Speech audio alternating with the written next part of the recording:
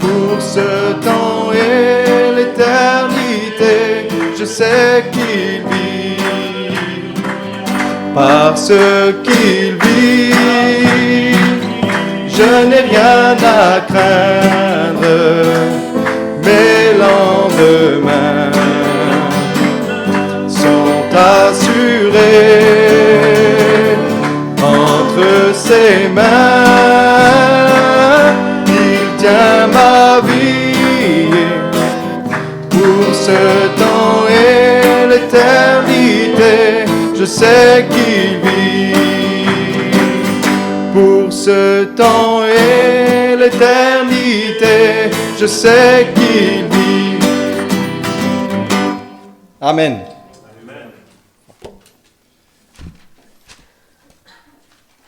À qu'il est doux pour des frères de demeurer ensemble.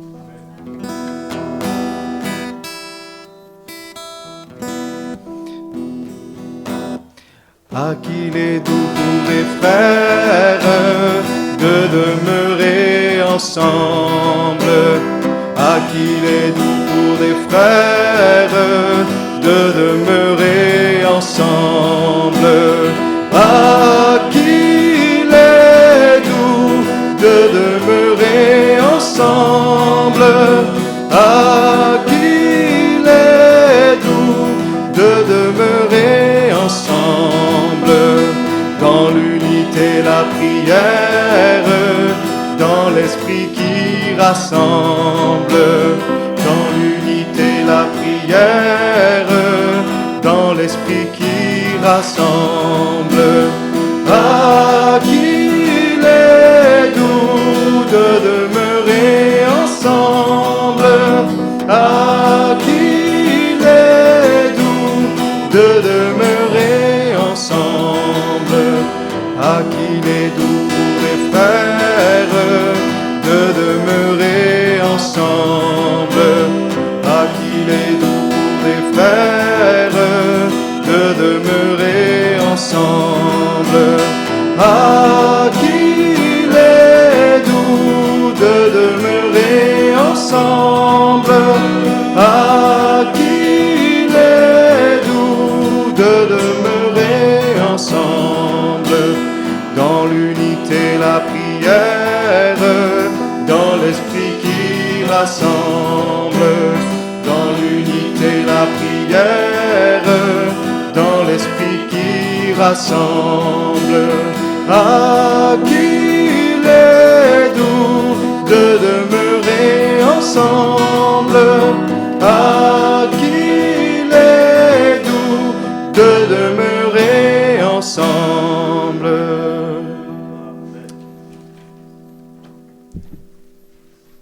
Et on va prendre ce dernier chant. Je t'aime, Éternel. J'aime l'Éternel. J'aime l'Éternel, car il entend ma voix. J'aime l'Éternel,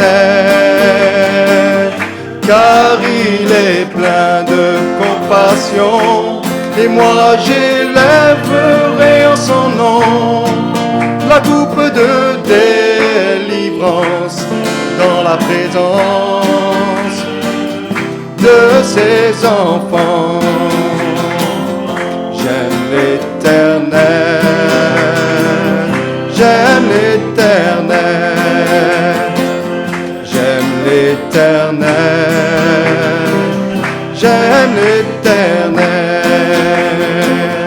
Et moi j'élèverai en son nom la coupe de délivrance dans la présence de ses enfants. J'aime l'Éternel, j'aime l'Éternel,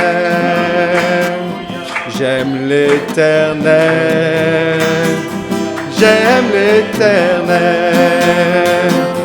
Et moi j'élèverai en son nom la coupe de délivrance dans la présence de ses enfants. Amen. Ça a été dur, mais on y est arrivé.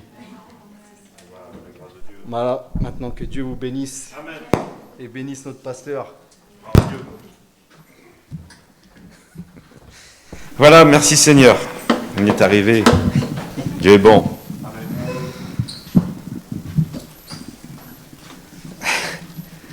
Bon, Seigneur, voilà, on avait commencé une étude sur la conquête du pays de Canaan. On avait vu, je crois que c'était mardi dernier, on avait vu que Dieu avait choisi Josué. Pourquoi il avait choisi Josué? Donc on avait un petit peu développé le caractère de Josué, ses qualités qu'il avait reçues de la part de Dieu. Parce que le Seigneur, il ne nous choisit pas comme ça. Il y a parfois des qualités que le Seigneur aime voir au milieu de nous, au milieu de son peuple. Alors ça, c'était mardi dernier, mais on va aujourd'hui continuer. C'est dans Josué, chapitre 1er. Josué, chapitre 1er, et le titre de notre message, c'est « Demeurer dans les frontières du salut ». Amen. Demeurer dans les frontières du salut. Voilà. Parce que le salut, il a des frontières. Et il ne faut pas dépasser certaines frontières. Sinon, il y a des conséquences. Mais on va voir ça avec la grâce de Dieu. Josué, chapitre 1er, verset 1. Après la mort de Moïse, serviteur de l'Éternel, l'Éternel dit à Josué, fils de Nun, serviteur de Moïse, Moïse, mon serviteur, est mort. Maintenant, lève-toi, passe ce Jourdain, toi et tout ce peuple, pour entrer dans le pays que je donne aux enfants d'Israël. Tout lieu que foulera la plante de votre pied, je vous le donne, comme je l'ai dit à Moïse. Vous aurez pour territoire depuis le désert et le Liban, jusqu'au grand fleuve, le fleuve de l'Euphrate, tout le pays des Étiens et jusqu'à la grande mer vers le soleil couchant. Nul ne tiendra devant toi tant que tu vivras. Je serai avec toi, comme j'étais avec Moïse, je ne te délaisserai point, je ne t'abandonnerai point.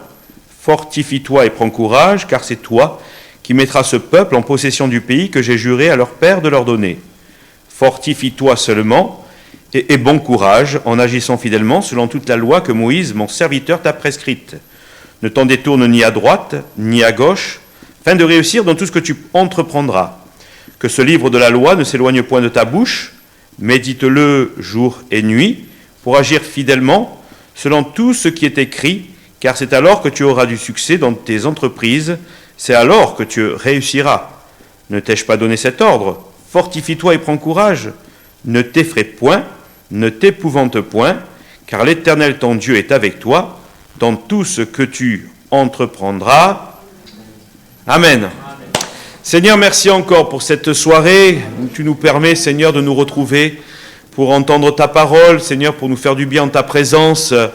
Seigneur, on est bien ensemble dans la communion fraternelle. C'est une joie pour nous de nous retrouver là, dans ce lieu, Seigneur. Et Seigneur, nous voulons en effet fixer le regard sur toi. Seigneur, nous voulons vraiment recevoir de toi encore quelque chose. Seigneur, merci de nous bénir. Fais-nous comprendre ta volonté. Fais-nous comprendre, Seigneur, ton plan. Fais-nous comprendre, Seigneur, des choses peut-être que nous n'avons pas compris encore, Seigneur. Tu connais nos cœurs, Seigneur. Tu connais nos limitations. Seigneur, tu sais, Seigneur, où nous en sommes, Seigneur. Viens-nous en aide. Nous avons besoin de toi. Tu veux nous bénir de toutes sortes de bénédictions. Mais pour cela, nous devons marcher dans tes voies. Nous devons être dans ta volonté, nous soumettre à ta parole. C'est les conditions, Seigneur, que tu nous donnes. Seigneur, si nous voulons voir ta gloire, alors merci de nous aider les uns les autres. Et merci encore de m'aider à prêcher ta parole ce soir, dans le nom de Jésus. Amen. Gloire au Seigneur. Voilà donc Josué qui est là. Et voilà que le Seigneur va parler à son cœur. Et il va ordonner à Josué de se lever. C'est l'heure du combat. C'est l'heure de conquérir le pays de Canaan. Passe ce Jourdain, toi et tout ce peuple, pour entrer dans le pays que je donne aux enfants d'Israël. tout lieu que foulera la plante de vos pieds, je vous le donne, comme je l'ai dit à Moïse. C'est vrai que Dieu avait fait la promesse à Moïse, mais il avait fait déjà la promesse à Abraham. Amen.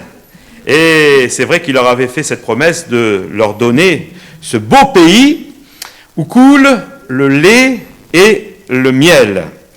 Mais pour prendre ce beau pays, il fallait qu'ils s'engagent, il fallait qu'ils se lèvent, il fallait qu'ils entrent dans ce pays et il fallait qu'ils combattent. Mais qu'ils ne combattent pas n'importe comment, il fallait qu'ils combattent selon les exigences de Dieu, de sa parole. Et c'est vrai que quand on regarde un petit peu le pays de Canaan, eh bien, il y avait de quoi s'inquiéter, s'affoler, parce que c'est vrai qu'il y avait des géants, ils étaient toujours là, il y avait toujours des forteresses, il y avait des tribus guerrières, et il fallait vraiment que Josué s'arme de courage et de force. Et c'est vrai que tous ces géants, toutes ces forteresses, toutes ces tribus guerrières étaient là pour freiner la conquête du pays de Canaan.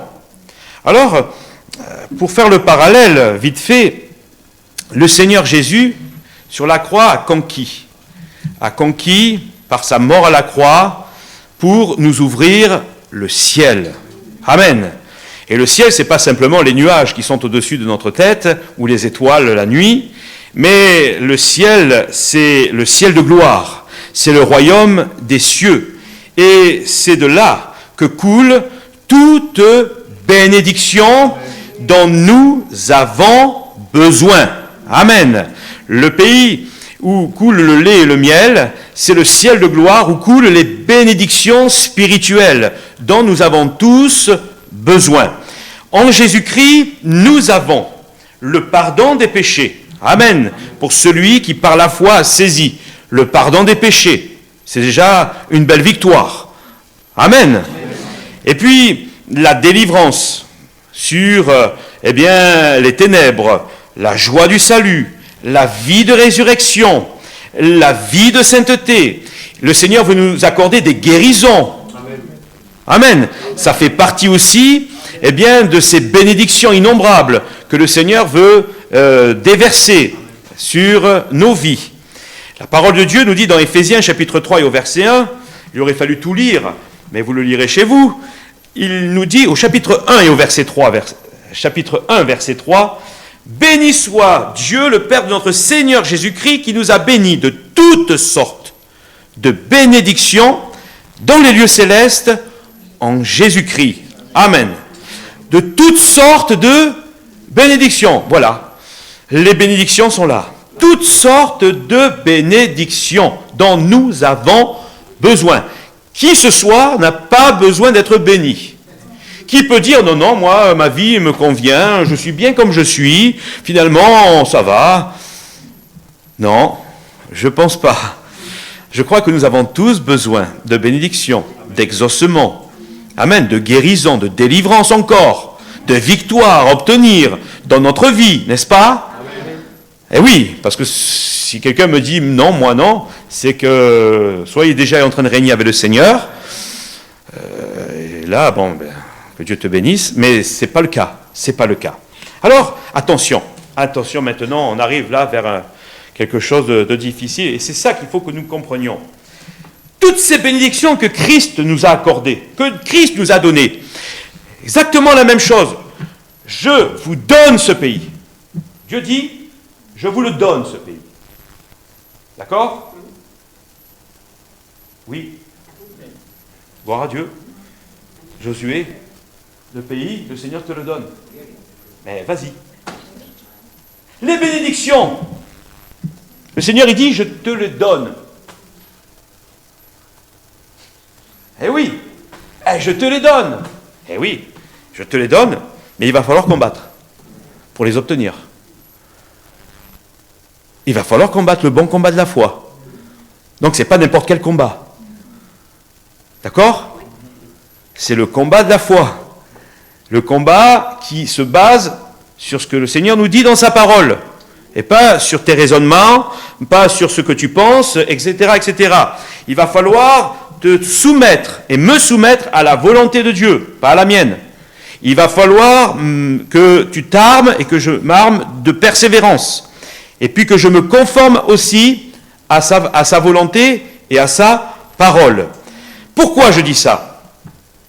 Parce que si on ne combat pas spirituellement, si on ne combat pas selon ce que le Seigneur nous ordonne dans sa parole, là nous allons à la catastrophe. Et nous allons vers des gros échecs et de déceptions. Et oui, parce qu'il y en a un qui va s'opposer à ce que tu sois béni. Et si tu penses que simplement en disant au nom de Jésus tu vas être béni, parce que si tu dis au nom de Jésus je vais être béni et que tu vis en désaccord avec sa parole, déjà il va avoir un problème. Donc tu vas plus savoir où tu en es. Tu dis mais je ne comprends pas. Le Seigneur il a dit en mon nom nous allons recevoir. Oui, en mon nom, mais d'abord conforme-toi à ma parole. Et oui, parce que Dieu ne fait pas n'importe quoi. Il donne, mais en fonction de ce que nous faisons, de ce que nous obéissons. Parce que le diable, qu'est-ce qu'il va faire? Il va se servir de tes faiblesses pour t'empêcher de saisir les bénédictions. Il va se servir de tes peurs. Il va se servir de tes doutes. Il va se servir de ton orgueil. Il va se servir de tes désobéissances, de ton ignorance et de tes découragements pour t'empêcher de saisir les bénédictions que Dieu a conquis pour toi à la croix. Alors, c'est pourquoi le combat est là. Comprenez? Ça ne s'obtient pas comme ça. Je suis désolé. Si certains pensent que ça s'obtient comme ça, d'une manière comme ça, tu te leurres. Il y a des exigences. Il faut de l'obéissance. Il faut une crainte de Dieu. Il faut marcher selon les voies du Seigneur. Amen. Et oui. Alors, c'est pourquoi nous avons besoin que ce livre de la loi ne s'éloigne pas de nous. Et pour moi, le livre de la loi, ce n'est pas que les 10 commandements, mais c'est toute la parole du Seigneur. Amen. C'est important. Et nous comprenons alors le combat. Comprenez, mes frères et sœurs? Ce n'est pas une partie de plaisir, la vie chrétienne. Ce n'est pas une partie de plaisir. Il va faire tout, l'autre, pour te décourager, mais pour que tu abandonnes la conquête. Pour que tu abandonnes la conquête. Et combien des fois s'arrêtent et font demi-tour, ou jettent les armes avant l'heure, ou parce que par incompréhension, par ignorance, ou par je ne sais quoi, désobéissance, ils jettent les armes. Et finalement, ils retournent, ils repartent. C'est terrible ce que je vous dis. Mais c'est la réalité de ce qui se passe. Alors soyons pas surpris parfois de ce que nous entendons, ce que nous voyons. Parce qu'on dirait que certains ne connaissent pas la Bible. Oh, j'ai entendu que, il paraît que, il y a une chute. Et il y a eu des chutes dans le peuple de Dieu. Il y en aura aussi dans l'église de Jésus-Christ.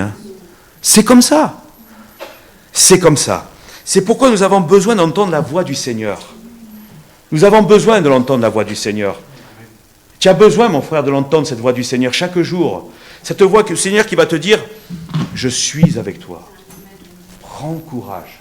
Et Seigneur, regarde, je suis devant des murailles infranchissables. Jéricho. Vous savez que ces murailles faisaient 50 mètres de haut? On en parlait à midi. Mais comment les franchir? Comment les franchir, ces murailles? 25 mètres, 50 mètres, 100 mètres de haut, peu importe. Humainement parlant, c'était infranchissable. C'est vrai ou pas? Tu vas être confronté à des murailles, à des géants, à des tribus guerrières, des esprits mauvais et méchants. Tout ça, c'est la réalité du combat spirituel.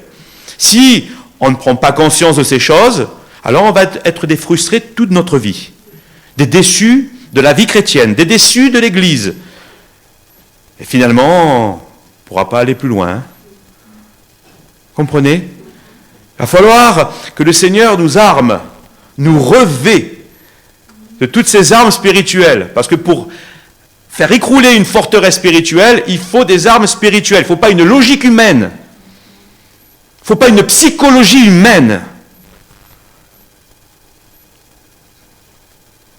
Eh oui. Ouais. Il faut rentrer dans le plan de Dieu. Mais ça va te demander du temps dans la prière, une écoute au Seigneur, et c'est pas évident pour tous, parce qu'on est tous pareils. Vous êtes d'accord ? Oui, Seigneur, j'ai besoin d'entendre ta voix. J'ai besoin, Seigneur, de m'appuyer sur ta parole. J'ai besoin d'entendre, Seigneur, ta voix. J'ai besoin d'avoir confiance aussi en toi. C'est important, la confiance en Dieu. C'est important. Et lui va te donner la force d'avancer, de progresser, de conquérir, de saisir certaines choses, certaines vérités. Mes frères et sœurs, il y a des vérités que nous n'avons pas compris encore, n'avons pas assimilées. Même moi qui vous prêche, je ne les ai peut-être pas encore assimilées.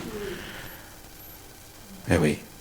J'ai peut-être une théologie, j'ai peut-être des choses comme ça dans la tête, mais finalement, je me rends compte que ma théologie, c'est pas ça qui va faire tomber la muraille. Ma belle théologie ne fera pas tomber la muraille. Comprenez ? C'est la puissance de Dieu, c'est l'obéissance à Christ qui va faire tomber cette muraille. Alors, nous avons besoin de toute sa grâce, de tout son amour, de toute son aide. Amen. Seigneur, que l'action de ton esprit se fasse dans mon cœur. Et on va le voir, parce que là, on est tout départ. Mais c'est exactement pareil. Ce que le peuple d'Israël a rencontré dans sa marche dans la Canaan, nous le rencontrons nous aussi. Mais nous, c'est d'une manière spirituelle. Et après, on comprend mieux les choses. Et on comprend pourquoi il y a des obstacles, pourquoi ça bloque, pourquoi ça verrouille, pourquoi des défaites, parfois aussi. Des désillusions dans la foi. Aïe, aïe, aïe, aïe. La ville d'Aïe. Eh oui, échec. Et il venait juste d'accomplir un grand miracle, le Seigneur, en faisant tomber les murailles de Jéricho. Alors là, ils ont dit, alors là, les doigts dans le nez, on y va. Là, c'est juste une petite ville de rien du tout. On méprise l'adversaire. On sous-estime l'adversaire. Satan est vaincu, il est mort, on l'écrase sous nos pieds. Des fois, j'ai vu des réunions, j'ai dit, où je suis chez les guignols. Allez, on saute sur Satan, il est vaincu. Et vous voyez tous ces jeunes-là, ouais, mais ils sautent comme ça, mais ils sont vaincus par d'autres choses. Et ouais, mes frères et sœurs, moi je ne suis pas en train de vous raconter des blagues, ou des petites histoires amusantes. Je suis en train de vous dire la réalité des choses. C'est bien beau de faire, oui, il est sous nos pieds, en tapant des pieds, mais après, s'il te domine, l'autre. Et c'est ce qui arrive pourtant. C'est ce qui arrive pourtant. Comprenez ? Donc il ne faut pas sous-estimer, il ne faut pas mépriser, il ne faut pas prendre le diable pour un petit rigolo. Il est plus malin que nous, il est plus puissant que nous. Et si l'Esprit de Dieu n'est pas avec nous, ce n'est pas notre petite logique qui va le déloger. On a besoin de la grâce du Seigneur. Mais on se comprend, j'ai l'impression qu'on se comprend. Alors, ce soir, on va voir le territoire qu'Israël devait concourir. Je vais le prendre simplement, parce que finalement, c'est un grand territoire. Alors, selon ce que le Seigneur dira à Abraham, selon ce que le Seigneur dira à Moïse, ça varie un petit peu. Parce que des fois, le Seigneur, il dit, va jusque-là, va jusque-là. Bon, mais là, on va se contenter de ce qu'on a. Et il y avait donc un territoire à conquérir. C'était le pays de Canaan. Mais le pays de Canaan, il est grand. Et il fallait qu'à un moment donné, le Seigneur fasse des limites, parce que sinon, il aurait pu dire au Seigneur, allez conquérir le monde. Ben, pourquoi pas ? Et finalement, il nous a dit à nous, allez partout le monde. Et l'Église, c'est ce qu'elle fait. Amen. Mais ici, il y avait donc à conquérir le territoire. Au sud, il y avait le désert de Paran. Quand on regarde, c'est le désert de Paran. Au nord, le Liban et ses montagnes. À l'est, le grand fleuve de l'Euphrate. Et à l'ouest, la Méditerranée. Voilà, la grande mer. C'est la Méditerranée. Alors on va voir ce que ces frontières nous enseignent sur un plan spirituel pour nous. Parce qu'il y a toujours quelque chose que le Seigneur veut nous enseigner. Vous êtes d'accord? Alors, au sud, le désert de Paran. Le désert de Paran séparait Israël de l'Égypte. D'accord? Il y avait le désert de Paran qui séparait l'Égypte d'Israël. Et on se souvient que dans sa marche, dans le désert, alors le désert de Paran, c'est quand même vaste, hein, mais bon, ça séparait quand même, voilà. Mais on se rappelle que dans le désert, le peuple d'Israël, qu'est-ce qu'ils ont fait? À un moment donné, qu'est-ce qu'ils ont fait? Ils se sont rebellés. Et ils ont dit, oh, nous, là-bas en Égypte, il y a des choses formidables.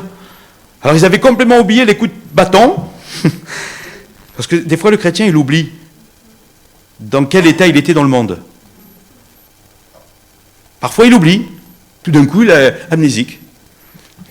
Je ne me souviens plus comment j'étais avant dans le monde. Et là, nous on veut retourner en Égypte parce que là-bas il y a des melons, là-bas il y a... Pourquoi vous rigolez quand je dis melons? On en a ici aussi, c'est ce que vous voulez dire, c'est ça? Bon, nous on a les melons de Cavaillon. Mais, là-bas il y a les oignons, il y a ceci, il y a cela, il y a l'abondance. Et nous on meurt dans ce désert.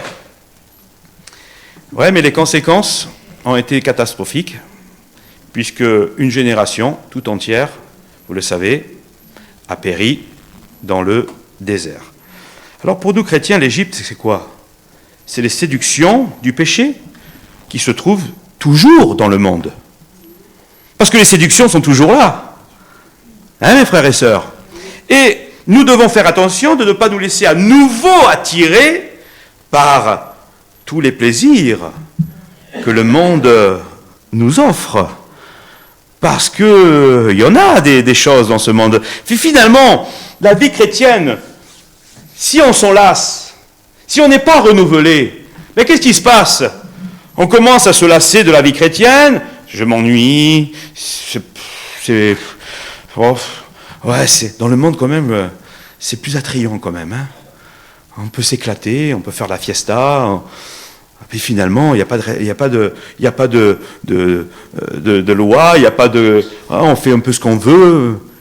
Et oui, mais 2 Pierre, chapitre 2, verset 20, nous dit, en effet, si après s'être retirés des souillures du monde par la connaissance du Seigneur et Sauveur Jésus-Christ, ils s'y engagent de nouveau et sont vaincus, leur dernière condition est pire que la première.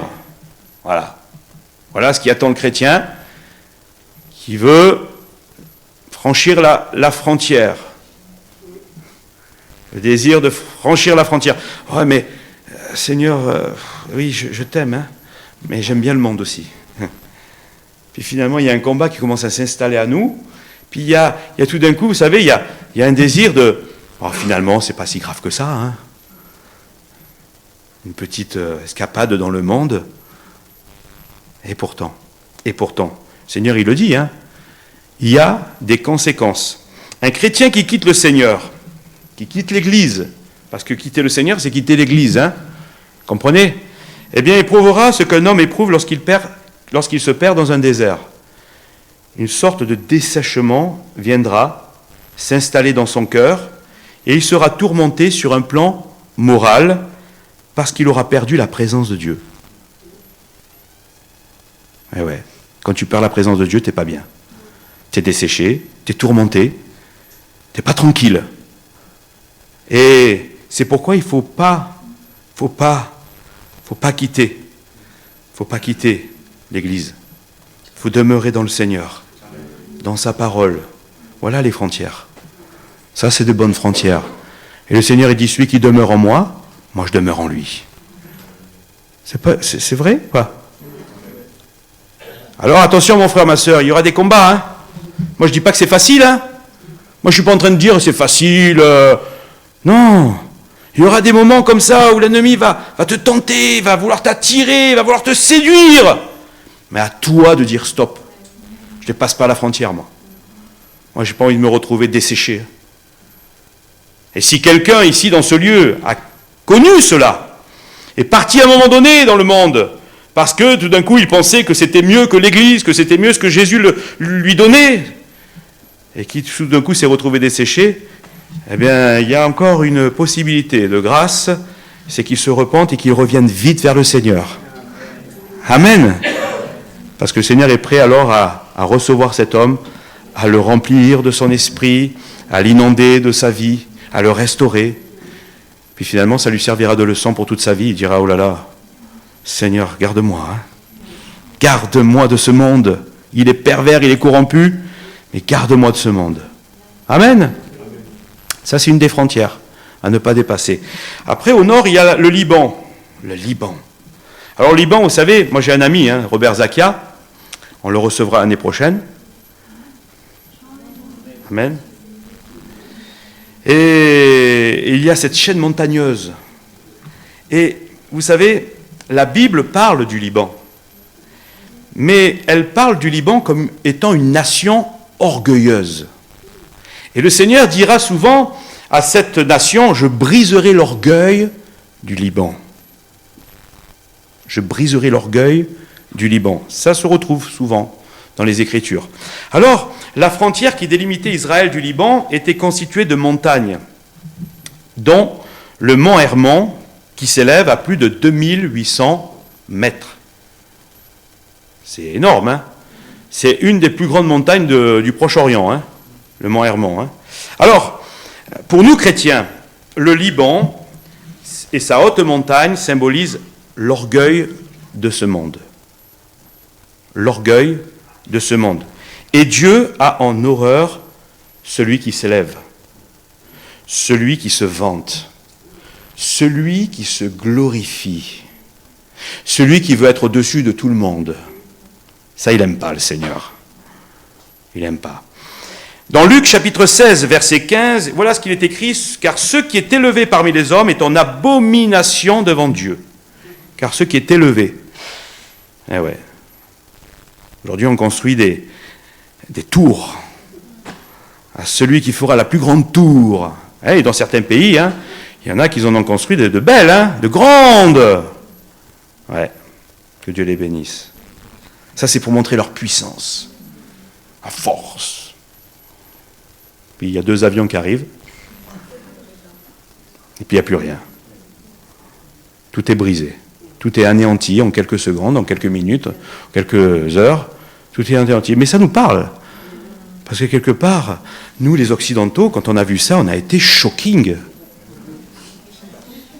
Oh, on a touché, mais mes amis, vous n'êtes plus du monde. C'est l'orgueil de ce monde qui a été touché, là. C'est vrai ou pas? Eh oui, mes amis. C'est l'orgueil de ce monde qui a été touché. Et Dieu se sert de n'importe qui pour détruire, pour abaisser. Alors, Paul aux Romains, chapitre 12, verset 16, « N'aspirez pas à ce qui est élevé. » Parce qu'il y en a un, vous savez qui c'est? C'est le diable.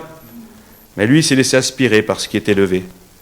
Quand il a vu le trône de Dieu, lui, il servait. Hein, il était avec les chérubins, ces fameux chérubins. Vous savez, ces 4 chérubins là qui se tenaient. Et il y en avait un qui faisait partie de ces 4 chérubins, c'était Lucifer, porteur de la lumière. Mais quand il a vu le trône de Dieu, ça lui est monté à la tête.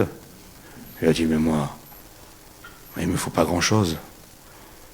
Il faut que je le déloge. Vous vous rendez compte un peu? C'est incompréhensible, hein, mais c'est arrivé. N'aspirez pas à ce qui est élevé, mais laissez-vous attirer par ce qui est humble. Ne soyez point sages à vos propres yeux. Alors on se rappelle de Saül. Saül, le roi Saül. Vous vous rappelez de Saül? Un homme qui est parti de rien. Dieu l'a appelé. C'est un homme humble, au départ. Hein. Et finalement, le trône, le fait d'être sur le trône, d'avoir une couronne, le sceptre, puis de commander des hommes, des femmes, un peuple tout entier, ben ça lui est monté à la tête. Et puis le prophète Samuel est venu un jour vers lui, il lui a dit, « Oh, souviens-toi, quand tu étais petit à tes propres yeux, Dieu était avec toi, mais ton orgueil va te perdre, Saül. » Et il s'est perdu. Il s'est perdu. Alors on se pose la question, Seigneur, que je puisse, Seigneur, de jamais devenir comme ça. J'ai besoin de ta grâce. Seigneur, je veux refuser, Seigneur, de me laisser gagner par l'orgueil, par la prétention, par l'arrogance peut-être aussi. Vous savez, je le dis souvent, mais il suffit que Dieu te bénisse quelquefois pour que tu te sentes plus spirituel que les autres. C'est vrai ou pas? Il suffit que le Seigneur te baptise de son esprit, il suffit que le Seigneur te donne une bénédiction particulière, ou quelques bénédictions particulières, et puis là, ça te monte. Puis tu te prends pour qui? Oh, mais tu te prends pour qui? Parce que Dieu t'a béni? Ça y est, ça t'a monté? Parce que Dieu t'a choisi? Parce que Dieu t'a qualifié? Parce que Dieu t'a donné une responsabilité? Tu te prends pour qui? Mais sois humble. Reste humble. Eh ouais. Que Dieu nous aide, hein? Amen. Pourquoi je dis ça, mes frères et sœurs? Parce qu'on l'a vu dans nos églises. Il y en a, on leur a donné 2-3 responsabilités, ça y est. C'est drôle, hein? Ben parce qu'ils n'étaient pas prêts. Ils n'étaient pas prêts. Alors, Philippiens 2, verset 4, on les connaît par cœur, ces versets presque par cœur. Ne faites rien par esprit de parti ou par vaine gloire, mais que l'humilité vous fasse regarder les autres comme étant au-dessus de vous-même, que chacun de vous, au lieu de considérer ses propres intérêts, considère aussi ceux des autres, et en vous les sentiments qui étaient en Jésus-Christ, lequel, existant en forme de Dieu, n'a point regardé comme une proie arrachée d'être égal avec Dieu, mais s'est dépouillé lui-même en prenant une forme de serviteur, en devenant semblable aux hommes, ayant paru comme un simple homme. Il s'est humilié lui-même, se rendant obéissant jusqu'à la mort, même jusqu'à la mort de la croix. Jésus, quand il était sur terre, il n'a pas dit « je suis le roi des rois hein. ». Je suis le Seigneur des seigneurs. Il n'a pas dit ça. Hein. Il est venu comme un serviteur, pour nous servir. Et quand on a cet exemple, qu'est-ce qu'on peut faire? Ben, Seigneur, je veux te ressembler. Amen. Tu veux être en bénédiction? Sers les autres. Et ne te prends pas pour Superman. Surtout pas. Voilà. Ni pour monsieur super spirituel, ni pour monsieur je connais tout. Je vais te donner des leçons, parce que ça, le Seigneur, il a horreur. Après, on se demande pourquoi ça bloque. Eh bien, parce qu'il y a de l'orgueil. Alors, puissions-nous demeurer toujours humbles et petits. Il ne faut pas franchir la frontière, hein. Mais je sais que vous le faites. Amen. Gloire à Dieu. Alors, à l'est, le grand fleuve. Le fleuve de l'Euphrate. Et Israël devait faire attention de ne pas franchir cette frontière. Déjà, il fallait qu'ils aillent jusqu'à la frontière. Et quand on regarde un petit peu le déroulement de la conquête, on s'aperçoit qu'ils étaient très loin du fleuve d'Euphrate. Hein. Du reste, par rapport à ce que le Seigneur leur dit de conquérir et par rapport à ce qu'ils ont conquéri, c'était très peu. Hein. Vous êtes d'accord avec ça ou pas? Parce que finalement, ils ne sont pas allés jusqu'au bout. Hein. Ça fait réfléchir, ça aussi. Hein. Alors, pourquoi ils ne devaient pas franchir l'Euphrate? Parce que de l'autre côté de l'Euphrate, il y avait Babylone. Et Babylone, eh bien, vous le savez, ce sont les faux dieux. Ce sont les idoles, les temples idolâtres. Ce sont les faux prophètes. Ce sont les lois sataniques. Faire tuer ses propres enfants, les offrir en sacrifice. Ça, c'est Babylone. Et Israël, lui, ne devait pas franchir cette frontière, parce qu'il devait être attaché à l'Éternel et à la loi de Dieu. Ça, c'était ce que le Seigneur voulait pour son peuple. Mais certains ont voulu franchir. Parce qu'il y en a toujours qui veulent franchir. Et on se souvient de notre roi, Akaz. Ah, lui aussi, hein, drôle de roi, hein. Bon, il n'était pas droit devant Dieu, hein. C'était lui d'entrée. Hein. Mais qu'est-ce qu'il fait, lui? Il va vers Babylone, avec une délégation. Et là, tout d'un coup, il est séduit par le temple. Il y avait un temple qui était offert à un dieu. Et là, il est là devant ce temple. Il dit, mais il est magnifique ce temple. Mais il est encore plus magnifique que le nôtre. Mais le nôtre à côté, c'est zéro. Déjà, il sous-estime ce que le Seigneur avait donné de faire. C'est grave hein, quand on sous-estime la parole de Dieu, le serviteur de Dieu, l'église où le Seigneur t'a placé. Parce qu'il y en a qui le font. Elle est nulle cette église.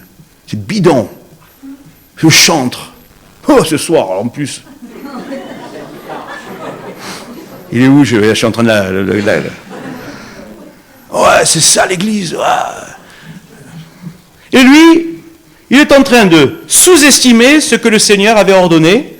Et il est en train d'élever le temple là-bas. Et qu'est-ce qu'il fait? D'un coup, il voit l'autel. Il y avait un autel qui était là. Il dit, oh là là, qu'il est magnifique cet autel, mais qu'il est beau. Et là, tout d'un coup, il dit, viens toi. Il dit, écoute, tu vois l'autel qui est là? Je veux le même là-bas en Israël. Vous savez qu'est-ce qu'il est allé faire? Il est allé prendre l'ancien autel qui était, l'autel que le Seigneur avait institué, il a arraché pour mettre celui-là à sa place. C'est terrible, hein? C'est terrible. Alors, séduit par les faux prophètes, séduit par les temples, séduit par des tas de choses finalement, par des prophètes, séduit. Et pour nous chrétiens, faire attention, parce qu'à la fin des temps, il va y avoir une prolifération, mais alors une prolifération, il y en y est en plein dedans, d'églises, de prophètes, de docteurs, et de tellement d'autres choses. Il y a vraiment beaucoup de choses que le Seigneur nous dit, hein. Et le chrétien doit faire attention.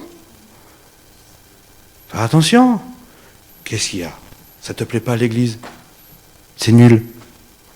C'est pas ce que tu attendais. Allez, va voir ailleurs. Va voir là-bas, c'est mieux. Là-bas, il y a des choses qui se passent. Là-bas, là, tout au fond. Et il y en a qui plongent. Mais là-bas, l'église est formidable. Mais ici, mais là. Moi, tant qu'on prêche l'évangile, pas de problème. Mais le problème, c'est qu'il y en a qui prêchent l'évangile, mais ils en tordent le sens des Écritures. Et ça, c'est grave. Et s'il n'y avait que ça. Alors, dans l'Apocalypse, chapitre 17, Jean voit en vision une grande prostituée, et il est écrit sur son front Babylone. Et ça signifie Babylone, confusion. Vous le savez, hein. Mais il parle ici de la confusion spirituelle.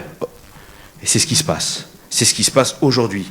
Et c'est vrai qu'aujourd'hui, même nous chrétiens, des fois, on ne sait plus où on frappe. On est là, on dit, mais qui a raison? Et pourquoi ici, ça serait la vérité? Et pourquoi là-bas, ça ne serait pas la vérité? Et pourquoi? Et des fois, il y a la confusion dans notre esprit. Et des fois, il y en a, ils sont là, allez, viens, on change d'église. Hein. Ben, change d'église, tu es libre, moi je ne mets pas de chaîne aux pieds. Fais ce que tu veux. Fais ce que tu veux. Mais fais attention, quand tu dépasses la frontière, il y a des conséquences. Il y a des conséquences. Et encore, je me contrôle. Je pourrais dire des choses, mais je me contrôle. Parce que Dieu me donne de me contrôler.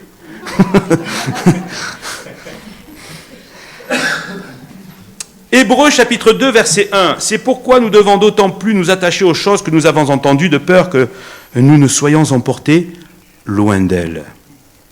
Amen. Et oui, Seigneur, garde-nous. Garde-nous, Seigneur. Ce fleuve de l'Euphrate, il veut nous emporter. Il veut nous emporter loin de Dieu. Loin des choses de Dieu, loin des bases bibliques. Et dans Éphésiens chapitre 4, verset 14, il dit « Ne soyez plus des enfants flottants et emportés à tout vent de doctrine, par la tromperie des hommes, par leur ruse, par les moyens de séduction. » Par des moyens de séduction. Vous vous rendez compte? Et aujourd'hui, on entend « Oh, il y a des miracles !» Je connais une personne, je le disais, et vous savez, j'aime beaucoup M. Peter Schmidt, je n'ai rien contre lui, que Dieu le bénisse abondamment. Mais c'est pour vous dire la mentalité des fois dans les églises. « Ah, là-bas, il y a des miracles. » Et j'ai un frère qui est allé, malade qui est allé, parce que, soi-disant... Mais qui t'y allé voir? Qui t'y allé voir? Et il pensait que là-bas, les choses allaient se faire. Ben oui, on lui a dit que là-bas, ça... mais il n'a pas été guéri. Il n'y a pas eu de guérison. Pourquoi? Parce que le problème, il est là. Pourquoi vous croyez que Dieu ne peut pas guérir ici? Oh non, Dieu ne guérit pas sur 7. Non, il faut aller un peu plus loin. Il faut dépasser la frontière. Mais Dieu guérit même chez toi. Si tu as ton cœur, il est disposé. Il peut te guérir où il veut, le Seigneur. Il peut faire ce qu'il veut, le Seigneur. À partir du moment où ton cœur s'incline, où il y a quelque chose qui se passe, Dieu déclenche sa gloire. Pasteur ou pas pasteur. Et j'en connais plein de témoignages. De gens qui ne sont pas venus en imposition des mains, qui ont été guéris par la grâce de Dieu. Mais tous ces gens, après, ont rendu gloire à Dieu. Ils ne sont pas vantés. Ils ont rendu gloire à Dieu. Et ils ont remercié le Seigneur. Et ils ont rendu témoignage devant tous ce que Jésus avait fait pour eux. Alors, ne disons pas amen à tout. N'ajoutons pas foi à tout esprit. Mais examinons toutes choses. Amen. Vous êtes d'accord ou pas? Amen. C'est important, hein? C'est important. Voilà, on a besoin de la grâce du Seigneur. Hein? Ça va?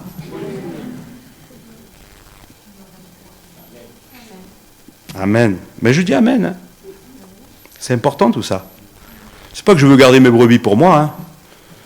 Mais Seigneur, il y a tellement de gens. Vous savez, j'en ai tellement vu partir parce qu'ils pensaient trouver l'Amérique, mais ils n'ont pas trouvé l'Amérique. Hein. Et encore, je pourrais vous dire des témoignages, mais affreux. Mais ce n'est pas la gloire de Dieu. Mais faisons très attention. Je termine. Ça va? À l'ouest, il y avait le pays des Étiens, jusqu'à la Grande Mer Méditerranée. C'était un grand territoire. Hein. C'est un grand territoire. Hein. Ce n'était pas un petit territoire. Hein. Et la mer, on en a peu parlé hein, dimanche. Pour ça, je vous dis dimanche... La mer, ça nous parle d'agitation. Parce qu'elle est toujours en mouvement, la mer. La mer Méditerranée, je parle. Hein. Elle est toujours en mouvement. La mer Méditerranée. Et tout cela démontre une chose, c'est que notre monde est sans cesse agité à cause des conséquences de sa rébellion. Si notre monde est agité sans cesse, c'est parce que c'est à cause de sa rébellion. D'accord? Et il est là le constat. Allez, regardez dans les infos, hein. Où c'est que c'est pas calme? Des fois, c'est un peu calme. Mais ça s'agite vite. Hein? La mer, c'est pareil. Des fois, c'est un peu calme, mais d'un coup, hop, il y a une tempête. Ça se soulève, hein? Et puis tout d'un coup, on dit, mais c'est pas possible, hein. Jamais, hein. Cette mer, elle s'arrêtera, hein. C'est incroyable, hein? Comment d'une mer d'huile, tout d'un coup, on a des rouleaux là qui arrivent là et qui te jettent là sur des rochers. C'est incroyable, hein? Alors, Dieu avait sorti Israël des nations rebelles. Dieu avait choisi Israël. Il avait sorti des nations rebelles. Et le Seigneur avait dit, c'est ça, tant que tu m'obéiras, moi, je te garderai. Moi, je te protégerai. Moi, je te donnerai protection, paix, stabilité. Stabilité pour ton règne, pour ton pays. Je serai avec toi. Des tribus essaieront de venir de t'attaquer, mais je serai avec toi. Amen.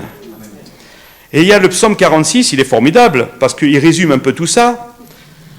Dieu est pour nous un refuge et un appui, un secours qui ne manque jamais dans la détresse. C'est pourquoi nous sommes sans crainte. Quand la terre est bouleversée, que les montagnes chancellent au cœur des mers, quand les flots de la mer bugissent, écument, se soulèvent jusqu'à faire trembler les montagnes, il est un fleuve dont les courants réjouissent la cité de Dieu, le sanctuaire des demeures du Très-Haut. Dieu est au milieu d'elle, elle n'est point ébranlée. Dieu la secourt dès l'aube du matin. Il fait entendre, alors des nations s'agitent, des royaumes s'ébranlent, il fait entendre sa voix, la terre se fond d'épouvante, l'Éternel des armées est avec nous. Amen. Quelle différence! Les nations s'agitent, mais l'Éternel des armées est avec nous. Gloire à Dieu. Alors, cette promesse de paix et de sécurité, c'est quand ils obéissaient qu'elle s'accomplissait. Quand le peuple d'Israël, remarquez dans la Bible, quand le peuple d'Israël se soumettait au Seigneur, à sa parole, lorsqu'il faisait ce que le Seigneur leur demandait de faire, le Seigneur leur donnait la paix de tous côtés. Et souvent, on le retrouve. Et l'Éternel leur donna paix de tous côtés, et repos de tous côtés. C'est-à-dire qu'il y avait comme une protection qui était là et qui les gardait. Mais quand ils n'obéissaient pas, quand ils ne se soumettaient pas, alors ils perdaient la paix, la protection et la sérénité. Et qu'est-ce qui venait dans leur cœur? l'agitation, la peur, la fébrilité, c'est ça qui prenait place. Et mes frères et sœurs, c'est la même chose. Si nous demeurons dans le Seigneur, alors la paix de Dieu, qui surpasse toute intelligence, gardera nos cœurs. Non ? Eh oui, parce que Dieu donne sa paix à ceux qui l'aiment, à ceux qui le craignent, à ceux qui lui obéissent. Philippiens, chapitre 4, verset 9. Ce que vous avez appris, reçu et entendu, et ce que vous avez vu en moi, pratiquez-le, et le Dieu de paix sera avec vous. Ben oui, c'est logique. Tout peut s'ébranler. Tout peut s'agiter autour de moi. Mais si je suis dans le Seigneur, il va avoir une paix dans mon cœur surnaturelle. Quelque chose qui va me dire, t'effraie pas. T'épouvante pas. N'aie pas peur. Ne crains pas. Mais Seigneur, je pourrais m'affoler. J'ai le droit. Mais il y a une grâce qui va être là sur ta vie et qui va te permettre de tenir bon. Et ça, c'est quelque chose qui te dépasse, qui me dépasse, parce que c'est Dieu qui le donne. Amen. Alors, Seigneur, apprends-nous à t'obéir et à te faire confiance. Amen. Et bien sûr, si nous rebellons, comptez pas sur la paix de Dieu. Hein. Alors, vous pouvez toujours invoquer les promesses de Dieu. Moi, il a dit, Seigneur, que je vous donne ma paix, je vous laisse ma paix. Ouais, d'accord. Je vous laisse ma paix, je te donne ma paix, mais tu vis comme un souillon. Non, arrête. Arrête. Dieu donne sa paix à ceux qui lui obéissent. Amen. Proverbe, chapitre 3, verset 1. Mon fils, n'oublie pas mes enseignements et que ton cœur garde mes préceptes, car ils prolongeront tes jours et les années de ta vie et ils augmenteront ta paix. En plus, elle augmente la paix. C'est ça qui est incroyable. Elle va augmenter. Ça, c'est beau, hein? Le pire, c'est quand ça diminue. Hein? Quand on ne sait plus quoi faire. Qu'est-ce que je fais? Je suis perdu, je ne sais plus quoi faire. Qu'est-ce qu'il faut que je fasse? Des fois, ça m'arrive. Hein? Puis après, je me replace devant le Seigneur. Je dis, Seigneur, oh, Seigneur, je suis devant toi. J'ai besoin de ta grâce. Et Dieu, il nous aide. Hein? Amen. Tiens, 1 Corinthiens, chapitre 14, verset 33. Car Dieu n'est pas un Dieu de désordre, mais de paix. Ah, Dieu n'est pas un Dieu de désordre, d'agitation, mais de paix. Amen. Alors elle est dans ton cœur? Elle est dans ton cœur, la paix? Il faut qu'elle y ait, hein? Il faut qu'elle y soit. Hein? C'est important. Hein? Alors ça y est, je termine, mais presque. Il y a une frontière que le Seigneur nous permet de franchir. Quelqu'un dira sous terre, il faut creuser. C'est celle que Christ nous a ouverte par sa mort à la croix pour que nous puissions venir en sa présence. Amen. Ça, c'est une frontière qui est ouverte pour le chrétien, pour l'enfant de Dieu, pour le racheter. Alléluia. Et cette frontière, elle est ouverte pour nous. Constamment. Nuit et jour. 24 heures sur 24, 7 jours sur 7. Et tu peux venir en sa présence quand tu veux. Amen. Seigneur, aide-moi. Aide-nous. On a besoin de toi. Nous avons, au moyen du sang de Jésus, une libre entrée dans le sanctuaire par la route nouvelle et vivante qu'il a inaugurée pour nous au travers du voile. Amen. Et c'est vrai que le Seigneur nous dit aussi, approchons-nous donc avec assurance du trône de la grâce pour obtenir grâce et pour trouver le secours dont nous avons besoin. Et ce soir, qu'est-ce qu'on va faire?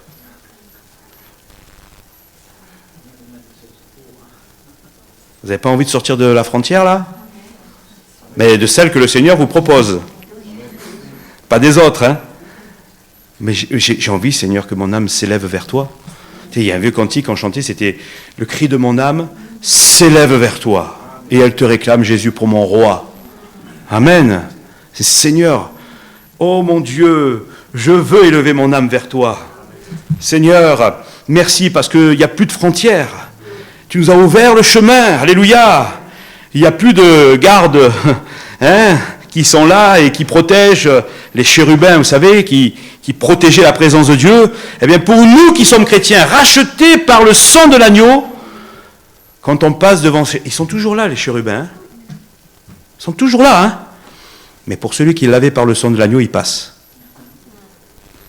Le chérubin, il est avec son épée comme ça, flamboyante, tu sais. Il va passer. Vous savez pourquoi? Parce qu'il voit le sang de Jésus. C'est la marque. Si tu as la marque du sang de Christ sur ta vie,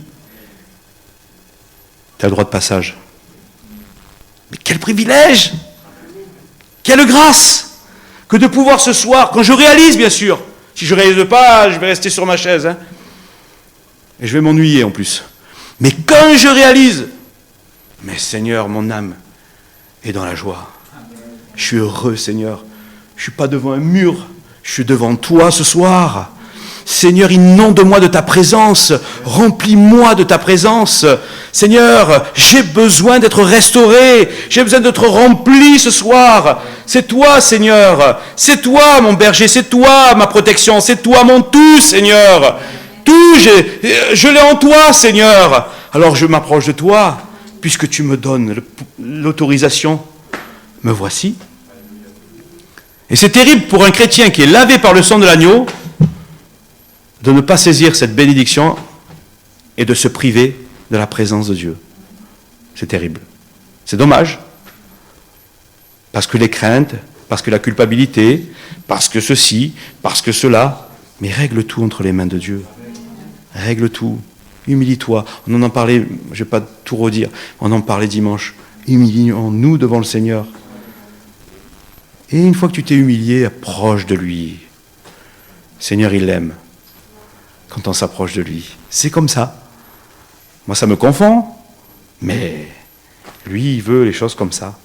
Alors que ce soir, nous puissions vraiment franchir la frontière de la grâce. Amen. Ça va? Moi, je transpire. Ça se voit, non? Je suis en train de fondre. Je ne sais pas comme vous êtes, vous, hein? Mais ça va. Non, on ne va pas la mettre parce que je vais attraper froid après. Mais on va prier, demander au Seigneur qui nous garde de sortir des frontières qu'il a délimitées. Il ne faut pas sortir, mes frères et sœurs. Il faut rester dans le salut, dans la grâce, dans la parole, dans la vérité, dans l'amour du Seigneur, dans ce qu'il nous a prescrit.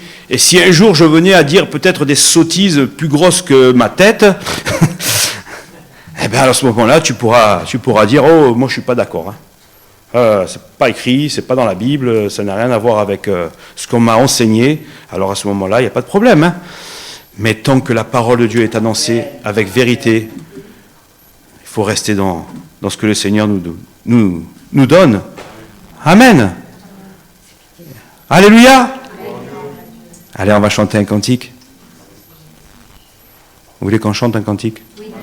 Bon, c'est pas pour chanter qu'on chante, hein. C'est pour la gloire du Seigneur. Hein? Revêtons l'armure. Celui-là, on va le chanter souvent le mardi soir. Hein? Revêtons l'armure et gagnons le pays. La victoire est pour notre Dieu, est à notre Dieu. Ça, je crois que c'est le 367. C'est le 360, 467. C'est lui qui est aux commandes.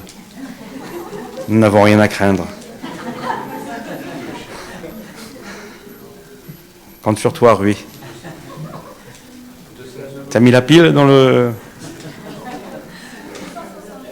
267. Ouais, moi j'ai rajouté un 100 de plus. Ah Seigneur, garde-nous. Hein? Garde-nous toujours en toi. Que Dieu nous aide. Hein? Alléluia. C'est important tout ça. Si on veut la bénédiction de Dieu sur nos vies, restons dans le cadre de sa volonté et marchons à la gloire du Seigneur. Revêtons l'armure et gagnons le pays. La victoire est à notre Dieu. L'arme forgée contre nous est brisée. La victoire est à notre Dieu. Chantons gloire, honneur, force et louange au Seigneur. Chantons gloire, honneur, force et louange au Seigneur. Lorsque les ténèbres seraient comme un fleuve, la victoire est à notre Dieu. Il déploie sur nous le pouvoir de son sang. La victoire est à notre Dieu. Lui chantons gloire, honneur, force et louange au Seigneur. Chantons gloire, honneur, force et louange au Seigneur. Quand l'ennemi vient près de toi, ne crains rien. La victoire est à notre Dieu. Tu peux résister car tu es racheté. La victoire est à notre Dieu. Lui chantons gloire, honneur, force et louange au Seigneur. Chantons gloire, honneur, force et louange au Seigneur. Amen. À plus. Gloire au Seigneur. Chantons gloire et victoire à notre Seigneur. Mes frères et sœurs, à nous la victoire, à nous la force, à nous la délivrance. Amen. C'est pour nous ce soir, à nous par la foi, de saisir bien, les victoires que Christ nous a acquises à la croix. Il nous les a données. C'est à nous par la foi de les saisir. Et nous devons être des conquérants. Alléluia. Alors Seigneur, tu vas nous donner ce soir, cette victoire dont nous avons besoin, parce que je suis convaincu ce soir que certains ont besoin de victoire dans leur vie, sur quelques situations, sur d'autres choses. Il n'y a que Dieu qui peut nous accorder des victoires. Amen. Et ce soir, c'est par la foi en Jésus que nous voulons les recevoir. On ne veut pas rester dans la tristesse, on ne veut plus rester dans la culpabilité, on ne veut plus rester dans la paralysie spirituelle, dans la peur, parce que c'est ces choses qui nous empêchent de saisir les bénédictions de Dieu. Seigneur, ce soir, je veux mettre ma confiance en toi. Alléluia. Amen. L'ennemi veut m'arrêter, me faire peur, mais Seigneur, moi je veux avoir confiance en toi. Amen. Ah, Seigneur, donne-nous cet esprit conquérant. Alléluia. Ah, on va prier, alléluia. Sois loué, Seigneur. On est là ce soir devant toi, Seigneur. Et Seigneur, nous sommes devant toi parce que nous avons besoin de toi. Seigneur, c'est vrai que la vie chrétienne n'est pas facile, Seigneur. Il y a tellement d'obstacles devant notre chemin, Seigneur. Tellement d'obstacles qui sont là. Et nous avons été parfois confrontés à des murailles. Seigneur, il y avait parfois, Seigneur, devant nous, Seigneur, des géants, Seigneur, qui étaient là, Seigneur, pour nous paralyser, Seigneur, pour nous empêcher de remporter des victoires. Et Seigneur, c'est vrai, Seigneur, qu'on a été des fois paralysés par la peur. Les doutes se sont installés, Seigneur, et tout cela nous a fragilisés. Et finalement, Seigneur, parfois, hélas, on s'est arrêté, Seigneur. On s'est arrêté dans la conquête, Seigneur. On a dit, c'est pas pour nous, ça. Ah, la guérison, c'est pas pour moi. La délivrance, c'est pas pour moi. Le baptême de cet esprit, c'est pas pour moi. Ou le salut, ou je ne sais quoi, c'est pas pour moi. Finalement, Seigneur, on se prive de ta grâce. On se prive, Seigneur, de ce que tu nous as acquis à la croix. Alors, Seigneur, ce soir, dans ta grâce, donne-nous, Seigneur, donne-nous du courage, donne-nous de la force, dans le nom de Jésus. Seigneur, viens nous en aide. Seigneur, nous voulons sortir de nos peurs, Seigneur. Oh mon Dieu, donne à mon frère la victoire ce soir. Donne à moi-même la victoire, Seigneur, sur tous nos ennemis. Tu as été victorieux, Jésus. Alors c'est à nous de nous emparer, Seigneur, de toutes ces victoires. Bénis-nous, Seigneur. Fortifie-nous, Seigneur. Viens nous encourager ce soir. Seigneur, ne nous laisse pas dans la paralysie spirituelle. spirituelle. Seigneur, nous voulons franchir le Jourdain. Nous voulons aller de l'avant par la foi en Jésus. Anime-nous de ton esprit, de ta force, Seigneur. Ah, Jésus, merci encore ce soir pour les victoires que tu nous accordes sur un plan spirituel. Mais nous voulons les voir s'accomplir dans nos vies, ces victoires. Seigneur, bénis-nous encore pour la gloire de ton nom, Père. Amen. Alléluia. Sois loué, Jésus. Alléluia, Seigneur.